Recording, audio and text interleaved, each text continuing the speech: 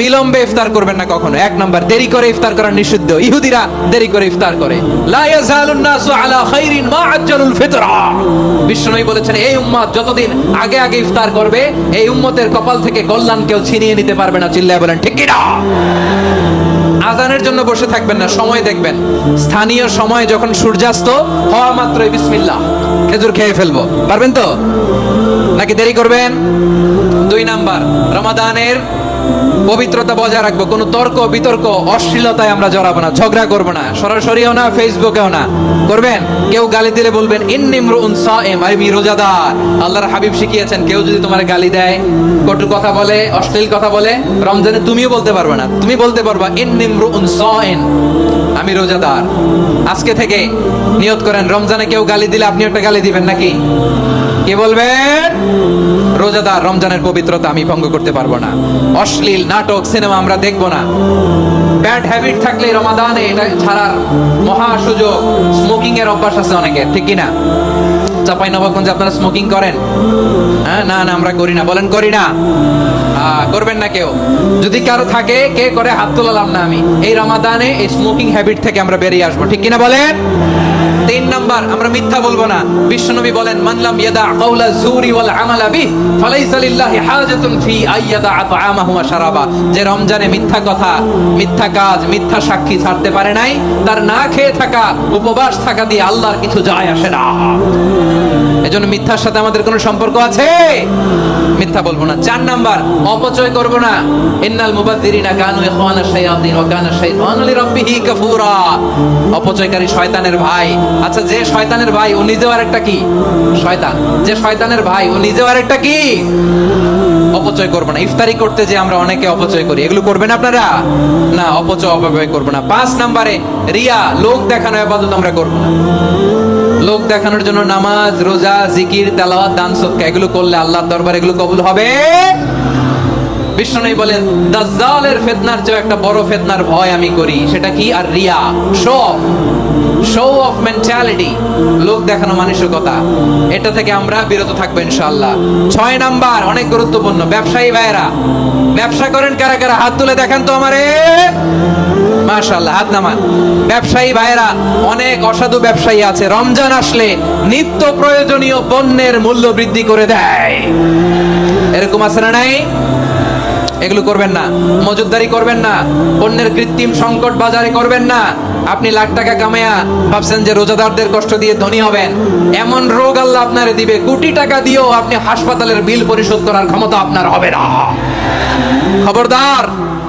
আর শেষ বয়সে দেখবেন কি কষ্ট আপনার হয়। আপনি রোজাদারদের কষ্ট দিচ্ছেন, আল্লাহ আপনার সুখে রাখবে? আল্লাহর দোহাই লাগে, আমার ব্যবসায়ী বাইরে এটা করবেন না। আরব বিশ্বে আমরা দেখেছি, আরব বিশ্বের ব্যবসায়ীরা সারা বছরে ব্যবসা করে, রমজানে ভর্তুকি দেয়। আর আমার দেশের কিছু অসাধু ব্যবসায়ী রমজানে গলাকাটা ব্যবসা করে আর সারা বছর শহীদার উপর দিয়ে চলে। চিল্লায় বলেন ঠিক কিনা? করবেন না, এটা করবেন না। নিত্য প্রয়োজনীয় পণ্যের মূল্য বৃদ্ধি করা হারাম, পণ্যের কৃত্রিম সংকট তৈরি করা হারাম, মজুদদারি করা হারাম, রোজাদারদেরকে কষ্ট দেয়া হারাম। এটা করবেন না। 7 নম্বরে সর্বশেষ কথা, অধীনস্থ যারা আছে তাদের কাজের চাপ আপনারা কমিয়ে দিবেন। কাজের লোক, ফ্যাক্টরির ওয়ার্কার, স্টাফ, তাদের প্রতি যদি রহম করেন, আপনার উপর রহম করবে কে? রমাদান যেমনি দ্য মান্থ অফ হোপ, আশা জাগানিয়া মাস, এট দ্য সেম টাইম এই রমাদান হচ্ছে মান্থ অফ ওয়ার্নিং, একটা ওয়ার্নিং এর মাস। নবী যেমনি আশা জাগাইছে, আবার ওয়ার্নিং দিয়েও গেছে, খবরদার। ওয়ার্নিংটা কেমন? আল্লাহর হাবিব সাল্লাল্লাহু আলাইহি ওয়াসাল্লাম মসজিদে নববীর ভেতরে হঠাৎ তিনি মসজিদে নববীর মিম্বারে পা রেখে বললেন আমিন। দ্বিতীয় ধাপে পা রেখে বললেন আমিন। তৃতীয় ধাপে পা রেখে বললেন আমিন। সাহাবারা অবাক হয়ে বললেন, ইয়া রাসূলুল্লাহ, ইয়া হাবিবাল্লাহ, 3 বার শুধু আমিন আমিন পড়লেন, কেন পড়লেন আমরা কিছু জানি না, আমাদেরকে জানিয়ে দেন কেন আপনি 3 বার আমিন বললেন?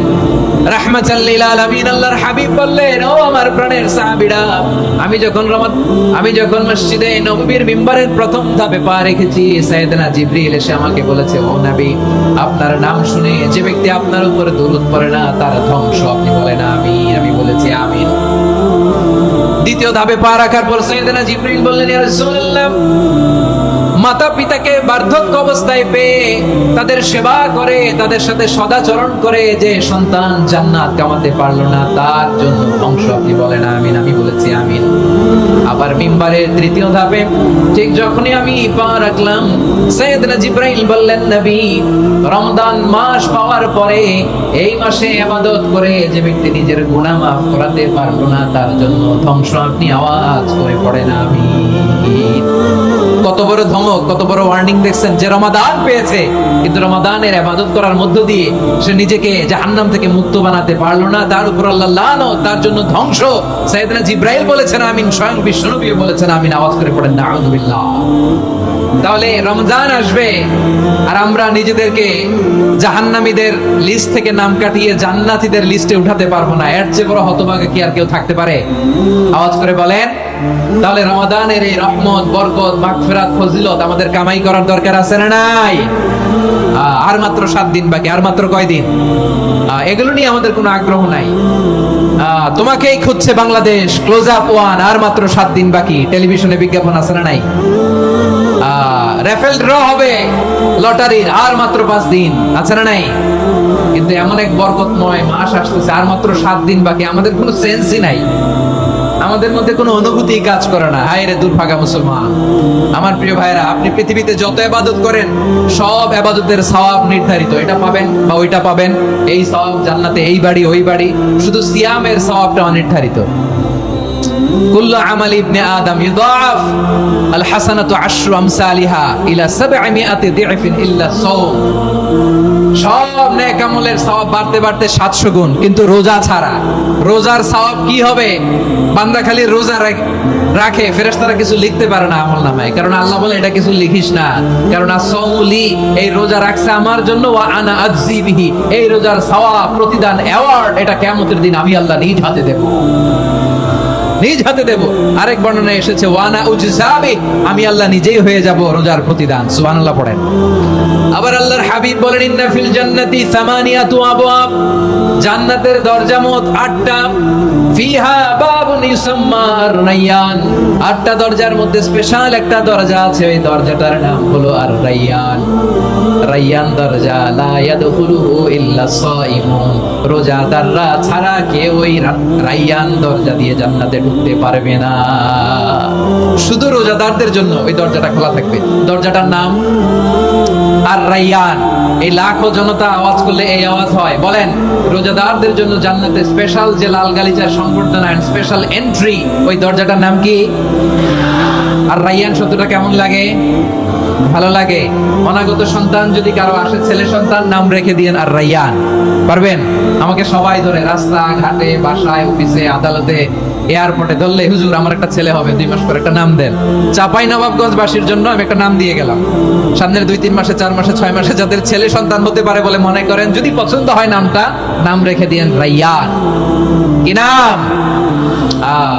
লা ইয়াদখুলুহু ইল্লা সাইমুন, রোজাদাররা ছাড়া কেউ ঢুকতে পারবে না। মান দাখালাহু লাম ইয়াদমা আবাদা, একবার যে এই গেট দিয়ে ঢুকবে, he will never be thirsty again, তার গলা থেকে চিরকালের জন্য আল্লাহ তৃষ্ণা মিটায়া দিবে। আমরা ওই রায়্যান দরজা দিয়ে সেদিন জান্নাতে ঢুকতে চাই কি চাই না? আমার প্রিয় ভাইরা, প্রতি রাতে রমাদানে আল্লাহর ফেরেশতারা আহ্বান জানায়, ইয়া বাগিয়াল খাইরি আকবিল, ইয়া বাগিয়াশ শাররি আকসির, হে কল্যাণের পথের যাত্রী, আকবিল, প্রসিড, আরো ইবাদত করো, আগাও আগাও, আরো জান্নাতের নাজ নেয়ামত কামাও। হে অকল্যাণের পথের যাত্রী, আকসির, স্টপ স্টপ, অনেক হয়েছে। আন্না, এই রমাদান এটা পাপের মাস নয়, এটা ইবাদত করে জান্নাত কামানোর মাস। চিল্লায় বলো ঠিক কি না? ওয়ালিল্লাহি উতাকাউ মিনান নার ওয়া যালিকা কুল্লা লাইলা, প্রতি রাতে, রমাদানের প্রতি রাতে আল্লাহ তাআলা এরকম লাখো বনি আদমকে maaf করে দেওয়ার ঘোষণা দেয়, নাজাতের ঘোষণা দেয়। আমরা আল্লাহর পক্ষ থেকে maaf, নাজাত চাই কি চাই না? আমরা যদি নাজাত পেয়ে যাই, আর কিছু চাই? কথা বলে না। আমাদের নাজাত লাগবে। আওয়াজ করে বলেন তো কি লাগবে? আর কিছু যে চাই না আমি, চাই গো নাজাত, আল্লাহ তোমার কাছে আমার মুনাজাত। আর কিছু যে চাই না আমি, চাই গো নাজাত, আল্লাহ তোমার কাছে আমার এই মুনাজাত।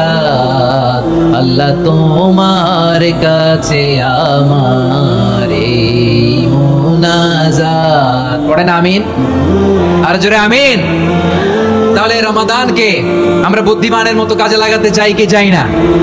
হ্যাঁ, বুদ্ধিমানের মতো কাজে লাগাইতে হবে। মুমিনরা স্মার্ট হয়।